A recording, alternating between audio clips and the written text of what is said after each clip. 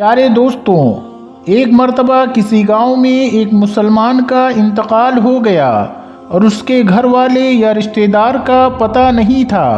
اور جب کسی مسلمان کا انتقال ہو جائے اور حالات ایسے بن جائیں کہ اس کے گھر میں کوئی بھی موجود نہ ہو اور اس کے رشتہ داروں کا بھی کوئی اتا پتہ نہ ہو، تو ایسے میں گاؤں والے اور آس پاس کے لوگوں کی یہ ذمہ داری بن جاتی ہے کہ اس دنیا کو چھوڑ کر جانے والے کو ہم غسل دیں گے اور اس کو دفنانے کا بھی انتظام کیا جائے گا۔ اسی طرح جب ایک مسلمان شخص کا انتقال ہوا تو اس کے گھر میں بھی کوئی ایسا موجود نہیں تھا جو اس کو دفنانے کا انتظام کرتا۔ اس لیے گاؤں والوں نے یہ ذمہ لیا کہ اس مسلمان کو غسل دیا جائے گا۔ غسل کے بعد جس طرح جنازے کی تیاری کی جاتی ہے، اسی طرح اس مسلمان بھائی کے جنازے کی بھی تیاری کی جانے لگی اور پھر نماز جنازہ کا اعلان ہوا اور آخر کار محلے والے اور تمام گاؤں والے میت لے کر قبرستان پہنچ گئے۔ قبرستان پہنچ کر اس شخص کی نماز جنازہ ادا کی گئی اور قبر کھودنے کا کام شروع ہو گیا۔ دوستو، قبرستان کے حوالے سے ہم یہ جانتے ہیں کہ اکثر قبریں بہت پرانی ہو جاتی ہیں، یہاں تک کہ ان کا نشان تک مٹ جاتا ہے۔ اس مسلمان کی قبر بھی ایسے ہی پرانی قبر کے برابر میں کھودی ہی جا رہی تھی۔ اور دوستو، جب اس کی قبر کھودی جا رہی تھی تو برابر والی قبر کمزور ہونے کی وجہ سے زمین میں بیٹھ جاتی ہے، جس کی وجہ سے قبر کے مردے کے پاؤں نظر آنے لگتے ہیں۔ اور جو اس نئی قبر کو کھود رہے تھے، انہوں نے جب اس پرانی قبر میں دیکھا تو وہ خوش ہو گئے اور مسکرانے لگے۔ دوستو، انہوں نے دیکھا کہ اس قبر کے اندر گلاب کے پھول کھل رہے تھے۔ یہ دیکھ کر لوگ حیران رہ گئے کہ آج سے پہلے کئی قبریں دیکھی ہیں جن کے اوپر تو کئی پھول اور درخت نظر آتے ہیں، اور درختوں کے سائے میں بھی ہم نے بہت سی قبریں دیکھی ہیں، لیکن قبر کے اندر کبھی بھی پھول لگے ہوئے نہیں دیکھے۔ اس منظر کو دیکھنے کے بعد لوگ یہ فیصلہ کرتے ہیں کہ آدھی قبر تو کھل چکی ہے، تو کیوں نہ اس کی اچھی طرح سے پھر سے تعمیر کر دی جائے۔ دوستو، جب ان لوگوں نے اچھی طرح سے غور کیا اور قریب سے دیکھا تو انہیں پتہ چلا کہ قبر سے محسوس کرنے والی بہت اچھی خوشبو آ رہی ہے۔ خوشبو اتنی اچھی تھی کہ اس کو سونگھ کر ہر کوئی مدہوش ہو رہا تھا۔ گاؤں والے دیکھتے ہیں کہ قبر تو بہت پرانی تھی، لیکن اس کے باوجود اس مردے کا جسم بالکل صحیح سلامت ہے اور اس کے کفن کی چادر ذرہ برابر بھی میلی نہیں ہوئی ہے۔ اور دوستو، یہ منظر دیکھ کر سب لوگ حیران رہ جاتے ہیں اور سب کے دل میں یہ خواہش پیدا ہونے لگتی ہے کہ ہم اس شخص کے بارے میں جانکاری حاصل کریں۔ آخر کار یہ کون آدمی ہے اور زندگی میں اس نے کون سے ایسے عمل کیے ہیں جس کا صلہ اس کو آج مرنے کے بعد اتنی پرانی قبر، یعنی اتنے عرصے بعد قبر میں مل رہا ہے؟ اور یہ ایسا کون سا عمل کرتا تھا اور ایسا کون سا کام کرتا تھا جس کی وجہ سے اس کی قبر سے اتنی اچھی خوشبو نکل کر آ رہی ہے؟ چنانچہ سبھی نے فیصلہ کیا کہ اس شخص کی تلاش ضرور کی جائے۔ دوستو، اس قبر کو مٹی ڈال کر پھر سے بند کر دیا جاتا ہے اور جو جنازہ تمام لوگ اپنے ساتھ لائے تھے اس کو دفن بھی کر دیا جاتا ہے۔ پھر اس کے بعد لوگ آس پاس کے تمام گاؤں میں پھیل جاتے ہیں اور اس قبر کے مردے کے گھر والوں کی تلاش شروع کر دیتے ہیں۔ آخر کار کئی روز سخت محنت کے بعد اور بزرگوں کے مشورے کے بعد انہیں یہ پتہ چل جاتا ہے کہ آخر یہ شخص کون تھا۔ پھر لوگ اکٹھا ہو کر اس کے گھر پہنچ جاتے ہیں جہاں وہ شخص کبھی رہتا تھا۔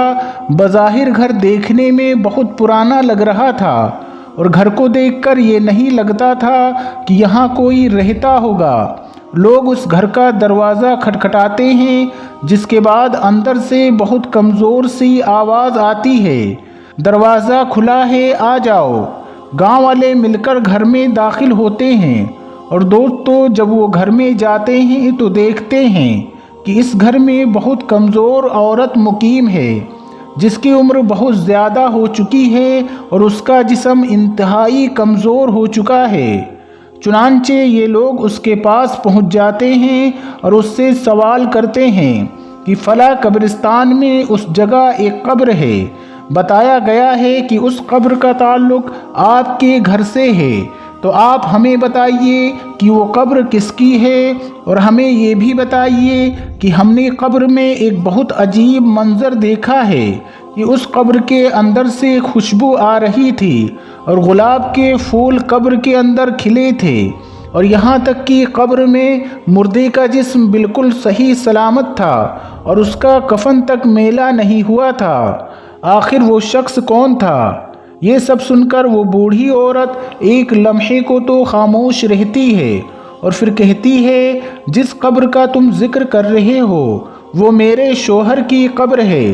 جوانی میں ہی اس کا انتقال ہو گیا تھا اور وہ مجھے چھوڑ کر چلا گیا تھا۔ لوگ سوال کرتے ہیں کہ آخر آپ کے شوہر ایسا کون سا عمل کرتے تھے کہ آج بھی ان کا جسم بالکل صحیح سلامت ہے اور قبر سے خوشبو اٹھ رہی ہے؟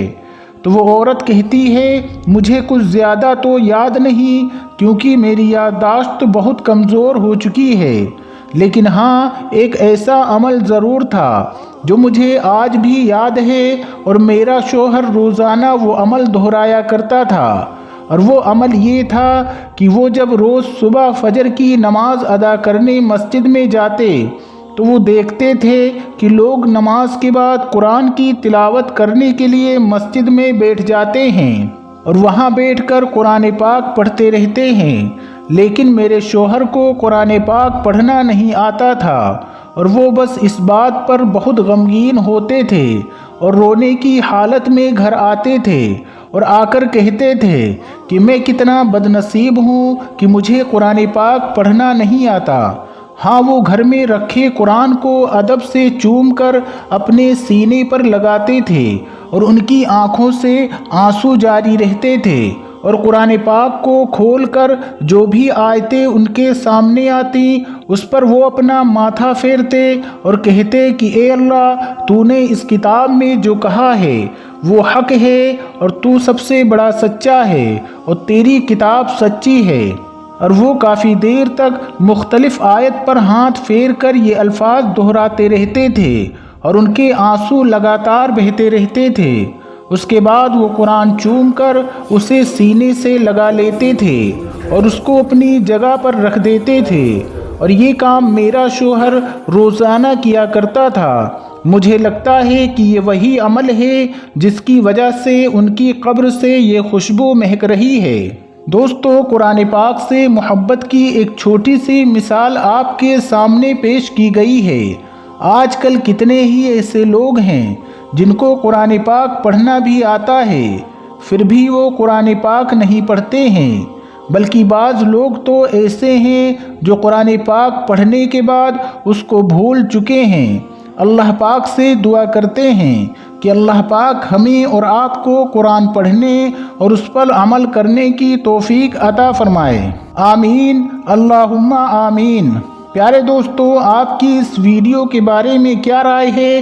اپنی رائے کمنٹ باکس میں ضرور دیں، اور اس ویڈیو کو لائک بھی کریں اور اپنے دوستوں میں بھی زیادہ سے زیادہ شیئر کریں، اور اگر آپ ہمارے چینل پر نئے ہو تو ہمارے چینل کو سبسکرائب کر کے ساتھ میں لگے بیل آئیکن کو ضرور دبا دیں۔ ملتے ہیں پھر نئی ویڈیو کے ساتھ، تب تک اپنا بہت زیادہ خیال رکھیں۔ اللہ سب کو ڈھیروں خوشیاں عطا فرمائے۔